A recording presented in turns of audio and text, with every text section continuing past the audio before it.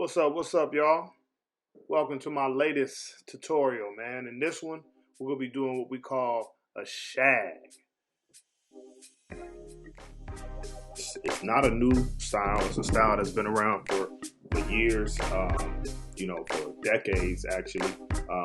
Styles in the barbering industry often, come and fade away, and come back, and come and they go. They add on different things, maybe take away some things, but just like fashion, which hairstyles really are fashion on the head. Things resurface. So this shag is a haircut that's become popular again over the last, I would say couple years, maybe even 3 to 4 years. And so my little cousin here, Billy D.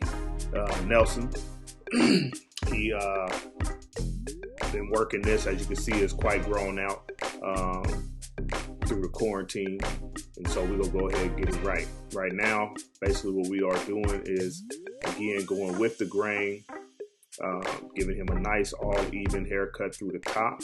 And for those of you that are not familiar with the shag, as you can see, there is a decent amount of hair in the occipital and nape area. Contrast with the shorter wavelength that's going to be on the top and the sides and the crown area. So he specifically, requested that, the back portion of his haircut is left full. He wants to keep as much hair as possible.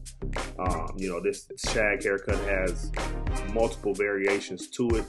Some people wear it with a much smaller, portion of hair in the nape area, and they have the occipital smoothed down, very similar to what the top and the sides and crown is.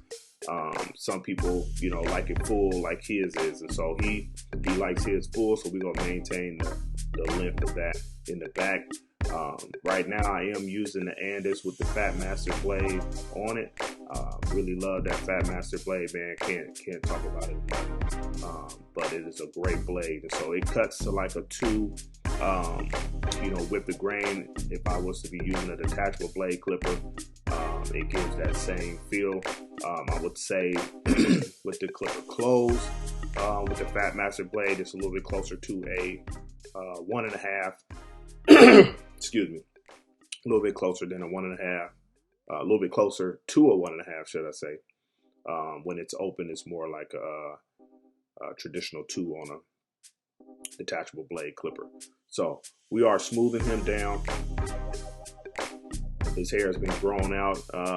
His particular hair texture and I would say wave pattern tends to be wavy, but because it's been grown out, man, you got to retrain it, get it going in a direction. But you can already see that he has some waves underneath there that want to surface.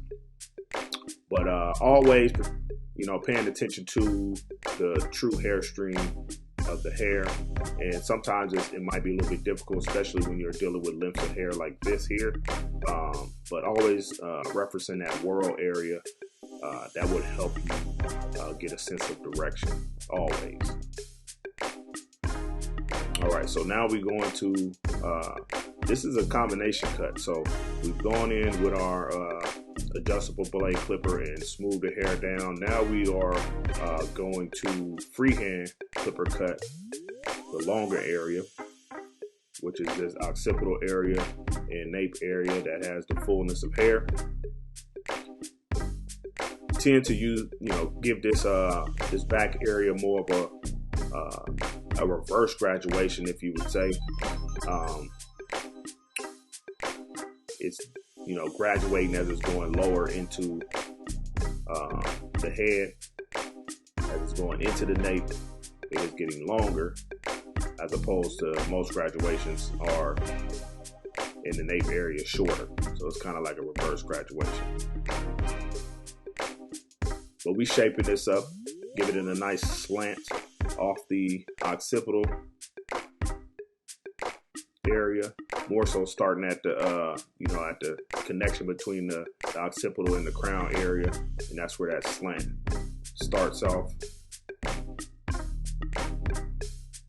Some people like to square them off on the bottom. Some people like to round them off. It just all depends on the preference of the client. And if the client doesn't have a preference, it all lays in the hands of the barber and their preference. I think as barbers, we all enjoy that preference being in our hands, but just make sure that you're not choosing your preference over the client's preference. Too many times I get people coming to me talking about one of the biggest complaints was they just cutting my hair how they want to cut it. I tell them how I want it and they do something completely opposite, and so as professional barbers, it's our duty to give the client what they ask for.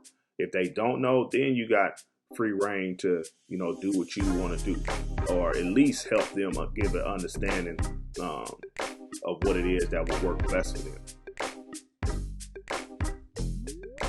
And it's up to you to have the knowledge and understanding of, what type of haircut head, works with their head shape or their facial shape, things of that nature, so you can give them a cut that's, conducive, to them looking good. All right, so we continuing with this cordless master. I love the cordless master by Andis. It needs to be charged right now. Y'all see the red light on. But that's the only thing with these cordless clippers, man. You got to make sure that they on the base or plugged in so they can be fully charged at all times. But outside of that, man, this clipper is amazing. I've always loved Andis Masters for their freehand preciseness. The precision with the Andis Masters is just crazy, man, for freehand. Not too many other clippers that I, really can vouch for when it comes to, precision for freehand. I do like the Magic Clip for freehand. It has a fade blade on it, and so it's automatically going to give you a good freehand usually. While this is not a fade blade, it still gives you an amazing freehand precision. All right, so we're going to move into this taper now. All right, I'm going in right now. Usual procedure, usual process, right? We're not going to veer off and do, a whole bunch of different stuff. We're going to stick to the process. So we going in clipper close to start our taper off. Going in clipper open to create our next section.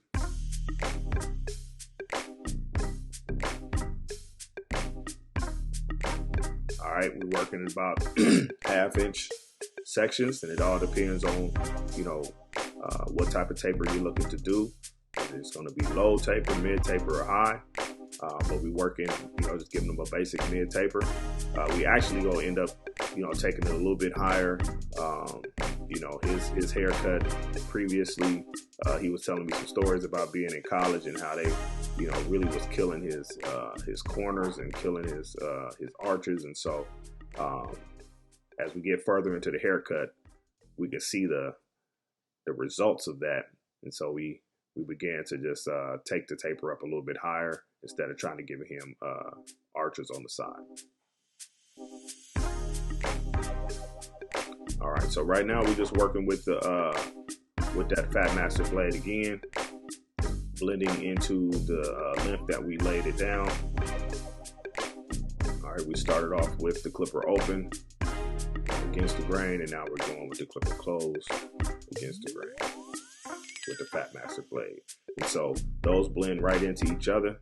Clipper open, clipper close. If there's any type of demarcation in between those two, any type of weight lines, we can always go clipper halfway. I tend to like to use the range of motion in my clipper itself as opposed to doing a whole lot of adjusting. You can work your clipper at different angles and get the look that you're going for and take the bulk out that you need to take out. All right, we've moved on. We're now working with the clipper halfway.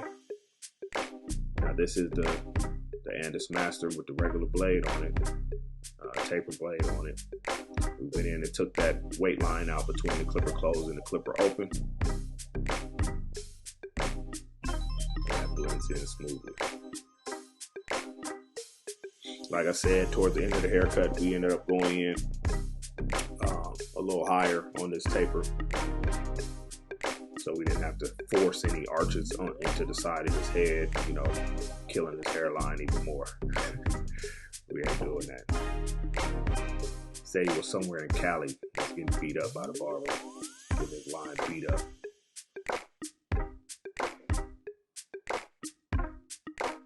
So we just smoothing out. Like I said, the precision is amazing with the Cleanest Master. So we just going through being precise. And so that's something that I teach my students, man. It's you know, it's a difference in barbers out there, and you gotta decide which one you want to be. Ultimately, I relate it to washing cars and detailing cars. You know what I mean? If you can wash a car and it'll be cleaner than it was when it came in, right? But it's still gonna be, you know, it might be some streaks in the window, it might be some dirt in the door jamb, you know what I mean? It still might be crumbs in between the, you know, the coin collector and the shifter and all that type of stuff. And, you know, the naked eye may not notice it right away, but those that are paying attention will. And so that's the difference between detailing a car. You know, when you detail a car, you know, you're getting everything, right? You're not leaving anything unattended to. You know, you're making sure everything is clean. And there's a big difference. If you've ever had your car detailed, you know the difference between a regular car wash and the detail. If you've never had your car detailed, you need to go get your car detailed so you know. But that's how I look at it with barbering. If you've never had a detailed haircut, you need to find a barber that's a detailer and not just a washer. You know what I'm saying? Or not just a haircut. All right, you got haircutters and then you got barbers. That's the difference between somebody washing a car and somebody detailing.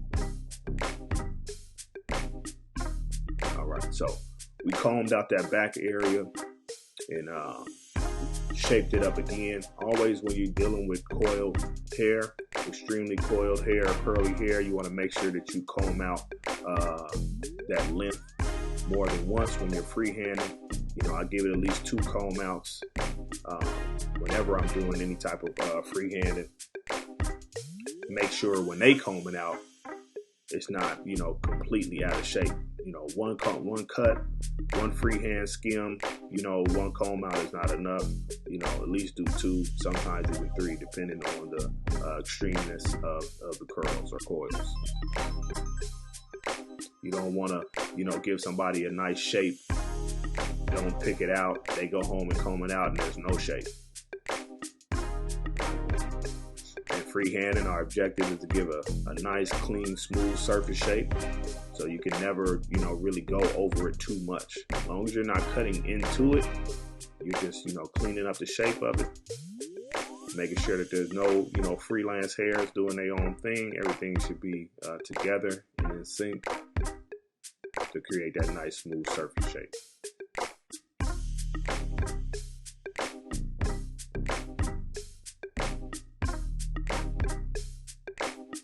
All right, so we doing the same thing on the other side, of course, making sure that he is uniform on both sides, making sure his taper is the same, making sure his shape's the same.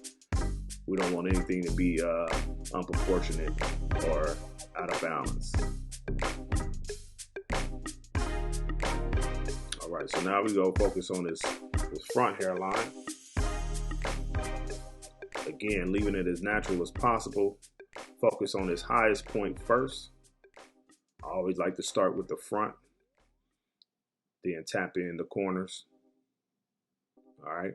And so this is, once you tap that corner in, you really get an idea how much room you have left on the side to create your arches on the side. And like I said, his have been beat up pretty bad, and I didn't want to create something that was going to be even more detrimental to what he has left. So we'll go ahead and blend this out. Blend this whole side out, taper this whole side out. And sometimes you got to do that, y'all. You know what I mean? Don't force the issue. You know, unless the barber is determined to have it, there's alternatives to creating that hard line on the side, you know, for those arches. It's not always necessary, especially if they barely have them. If making those arches is going to cause you to cut that arch all the way back by his ear, that's unnecessary. Go ahead and blend that out.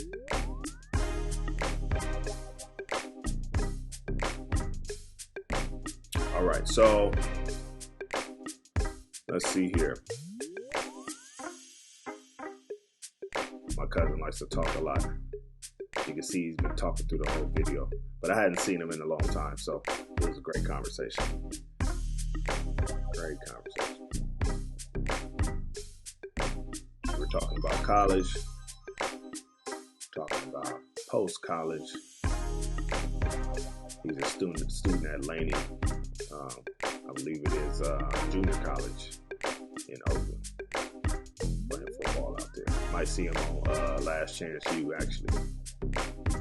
All right, so we in here finishing up this hairline, keeping it natural,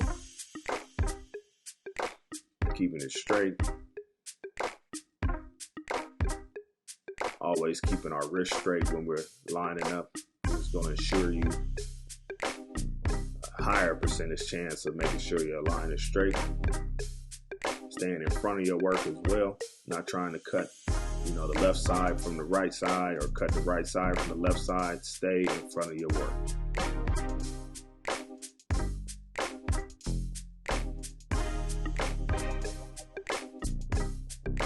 All right. We're not forcing the issue at all on the line. We're keeping it as natural as possible, but making it straight. Ain't nothing worse than a super straight, sharp, crooked hairline. So your focus should be straightness and keeping it as natural as possible. Some people focus is, I'm gonna get it sharp, but it ain't straight.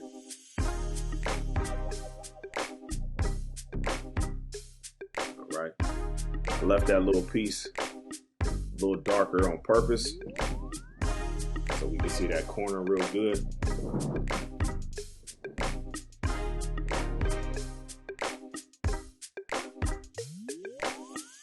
I left the hair there on purpose so I wouldn't have to go in and spray it in.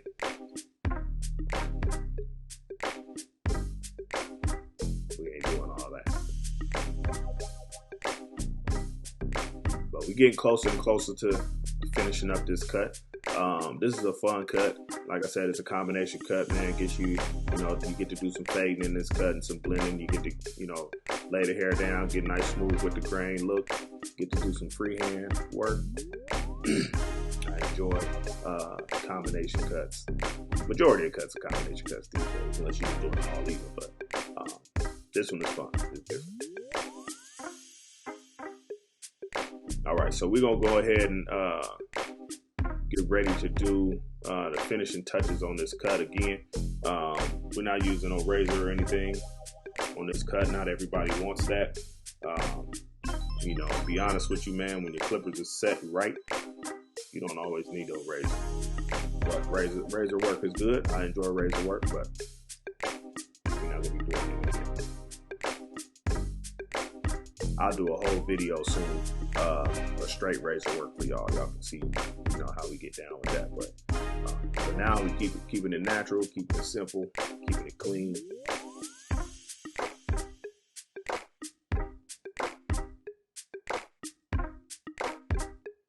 Right, again, I'm just making sure both sides are proportionate. We end up taking the blend up some on both sides.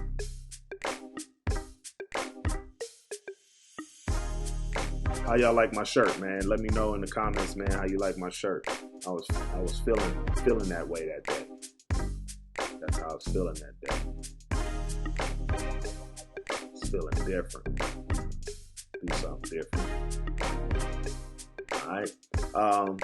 All right. So again, always going over, we detailing, we making sure that, when we brush the hairline down, that it is not producing any type of, freelance hairs doing their own thing. Everything should be in sync.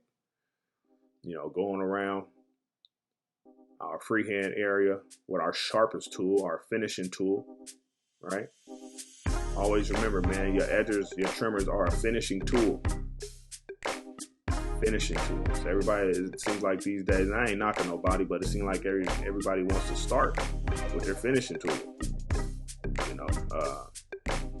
To each his own, but it's a finishing tool.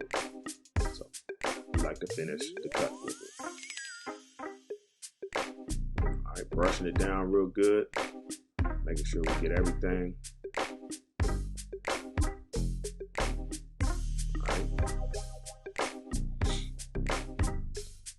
I was like, man, you keeping your mustache and everything. Look, he made me cut it. He made me cut it. I wanted to keep it. I was like, man, just line it up. He was like, nah, I don't like face hair. Taking it all off. Finishing tool. Again, I like to try to, I don't like to bounce back and forth between, too many tools, right? I like to get the job done with what I need to get the job done with. So while I got my adjustable clippers in hand, I'm going to do everything I can do with those, right? And so when I grab my trimmer, I'm going to do everything that's supposed to be done with a trimmer at the same time. So you notice I lined him up, did some detailing with it on the freehand portion, and now I'm cleaning up his face. And then I'll put it down and be done with it,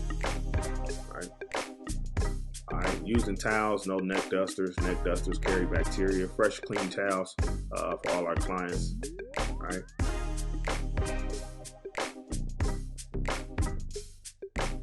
Took this opportunity, man, to catch up with my cutty. Hadn't seen him in a long time. Took him from quarantine to extra clean.